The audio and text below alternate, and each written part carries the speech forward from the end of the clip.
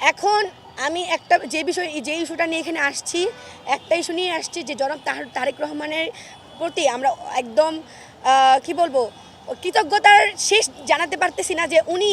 আমাদের এই 1 মাস হয় না ক্ষমতায় আসছে, তার মধ্যে উনি হাদির খুনিদের গ্রেফতার করছে। যদি উনি দেশে আনার পর এই খুনের পিছনে কারা কারা আছে, কে কে জড়িত, কে কে এই খুনের জন্য দায়ী, কত টাকার বিনিময়ে খুনটা হয়েছে, কতদিনের প্ল্যানিংয়ে খুনটা হয়েছে, তা বের করে তাকে জনসম্মুখে,